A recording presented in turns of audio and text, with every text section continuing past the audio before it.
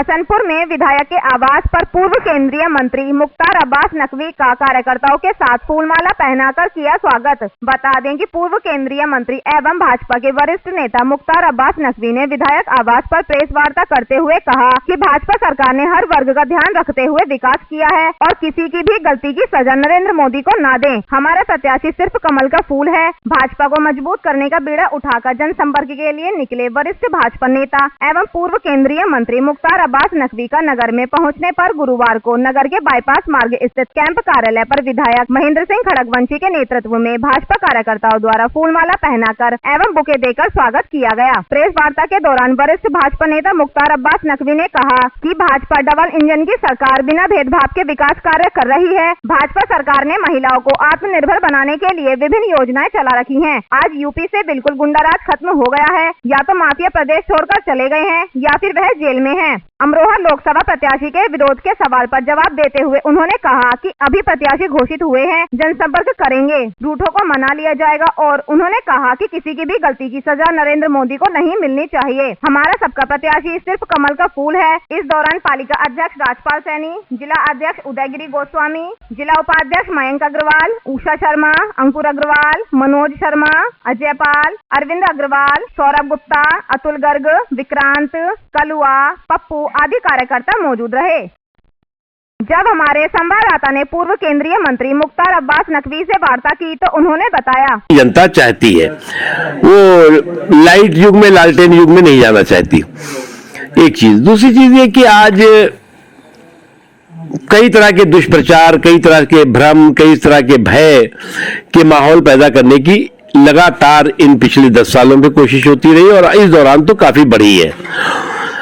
और ये पूरी तरह से कुछ अंतर्राष्ट्रीय प्रायोजित कार्यक्रम भारत के खिलाफ, मोदी जी के खिलाफ लगातार चलता रहा है, लेकिन देश की जनता का जो भरोसा है वो इस सभी तरह के भ्रम और भय के भूत को ध्वस्त करने में की ताकत रखता है। सवाल ये था कि पहले पुलिस का पेपर लीक हुआ फिर आए, तो उसमें यूपी गवर्नमेंट की क्या है? देखिए, मुझे लगता है कि पेपर लीक चाहे पुलिस का हो और चाहे दरोगा का हो, पेपर लीक की कोई उसको जो है वो माफ नहीं किया जा सकता, जो लोग भी इसमें शामिल हैं।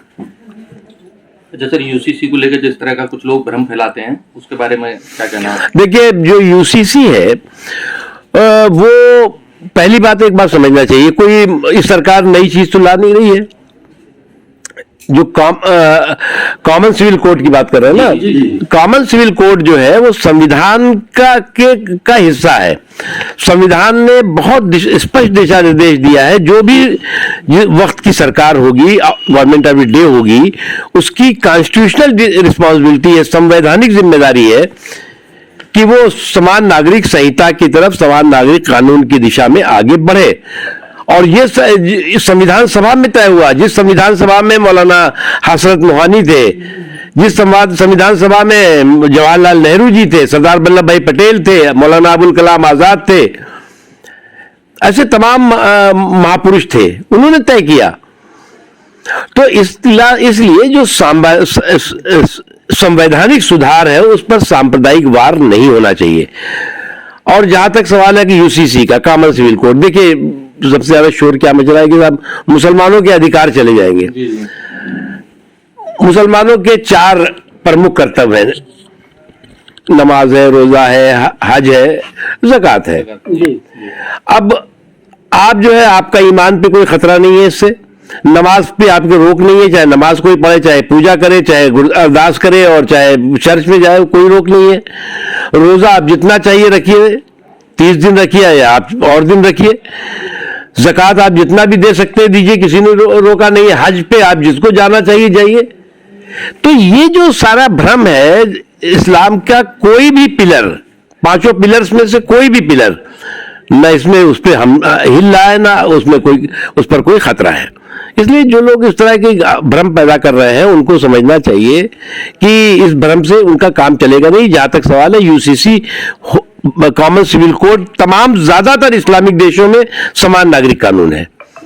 ये सर एमएसपी क्रिश्चियन कंट्रीज में कॉमन सिविल कोड है।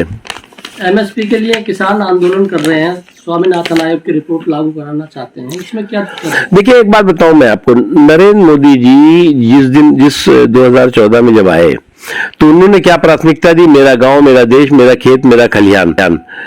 उसके साथ ही उन्होंने प्राथमिकता दी कि आत्मनिर्भर कृषि के साथ साथ आत्मनिर्भर कृषक, और उसके लिए उन्होंने कृषि एवं किसान कल्याण मंत्रालय बनाया।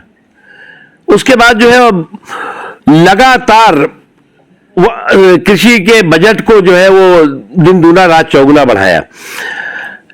इसलिए हमारे जो अन्नदाता हैं, मैं उनको किसी भी तरह से अपराधी नहीं मानता, लेकिन कुछ निहित स्वार्थी ताकतों ने कुछ हमारे किसानों के कंधों पे बंदूक और अपने क्रिमिनल कॉन्स्पिरेसी के संदूक के साथ उनके हितों को बंधक बनाने की कोशिश की है।